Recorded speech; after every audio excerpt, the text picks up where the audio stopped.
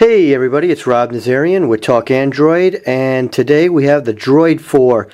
I can't believe it's already on the 4th edition. I remember buying the first Droid about 2.5 years ago on November 6th, 2009. But now it's the 4th version, and it's now LTE 4G. It's all grown up. So in the box we have the phone. And it does not have the Kevlar backing, but it's not bad. Now in the box, usually there isn't really much to talk about, as usually you have your charger and stuff, and your instructions are down below, and your 4G SIM card.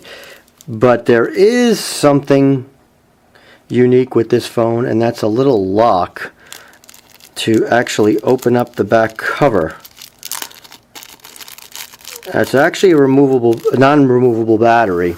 However, in order to get into the back, to get to the micro SD and SIM, you would need to unlock it with this, which is in a sense a paper clip, but it's just a nicer presentation, I guess.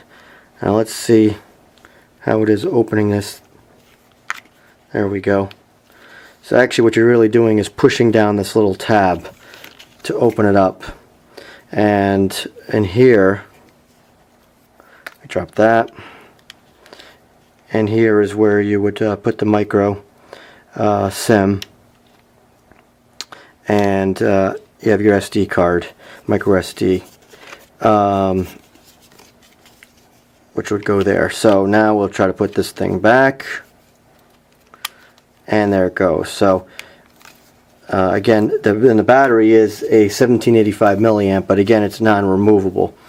So basically what we have here is some stickers to take off. There's always that nice back piece that's on all droids, and of course our front piece. And there's that beautifully laser cut, keyboard.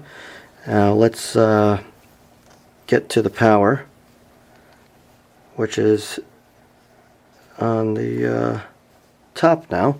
I tell you, with all these phones, you never know where the power button is anymore.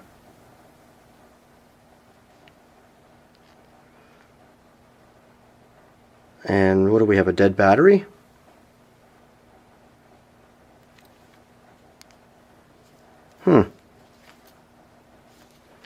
It looks like they shipped this with a dead battery. So it's non-removable and dead. So let's get this thing charged up, and we'll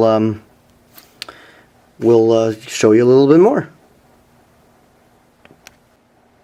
Okay, we're back. Actually, what's going on is this button is not working.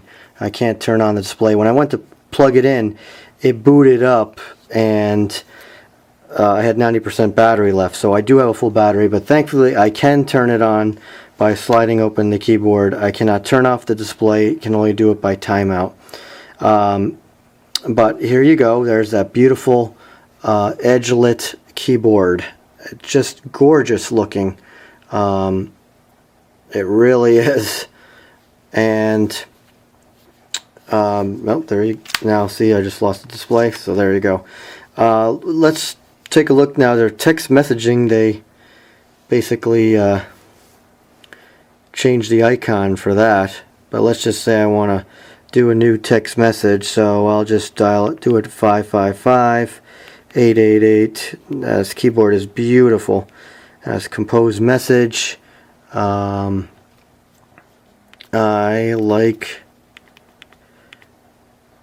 reading Talk Android.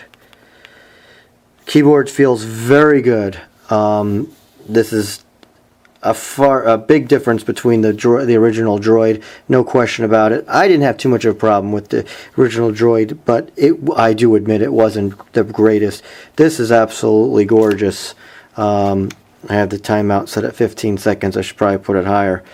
But let's take a look at what we have for the phone itself. We have the usual bloatware going on here. It's really no sense in going through it too much. Your Blockbuster, all your normal stuff. It has the typical blur launcher right here. It looks exactly the same as all the other launchers for all the other phones. And same old widgets. Their social widget, and that's for their your favorite contacts. So I think it's 5 home screens, which seems to be the Motorola way lately. I believe this is Android 2.3.5.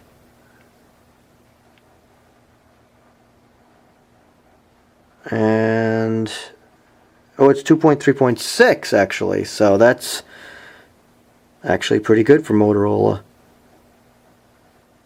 And this also has, I believe, smart actions. Right away there's some suggestions coming up for smart actions. So you can click get started, and so you get your little battery saver, and you can customize that and do what you want. There's all kinds of triggers and actions. So you can say if battery level is less than 25%, to do basically such and such things, and then you can set for all kinds of different things what you need to do. Do you want to turn off Wi-Fi at that point or whatever? So that's pretty cool.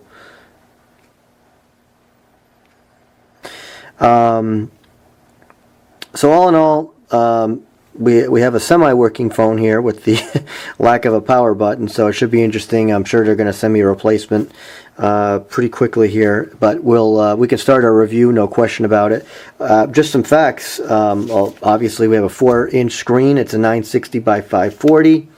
It's a 1.2 gigahertz dual core, and it has 1 gigabyte of RAM, 16 gigabytes internal, and 8 megapixel camera in the back, 1.3 in the front, and of course I have USB charger here, a micro HDMI, your headphone jack, has Bluetooth 4.0. It's not the thinnest phone in the world, but with a slider, what do you expect? It's 13 millimeters and weighs in about 179 grams. So that's not too bad for, like I said, with a slider keyboard. I'm telling you, I miss the keyboard, but I tell you, it's tough with 4 inches. I know who would say that 4 inches is too small, but right now it's really amazing that 4 inches is too small. But this is something I could get used to pretty quickly again. I just love the keyboard, and this keyboard is just gorgeous. So anyways, give me some time and we'll do a more in-depth full review. I'm sure battery life is really going to stink with that Droid Razr Max. Seeing that, this is going to be a tough one on 4G. Of course, right now I'm not on 4G as I don't get it here in my basement, but as soon as I go upstairs I'll have it. So anyways, that's the Droid 4, and in about a week or so we'll have a full review.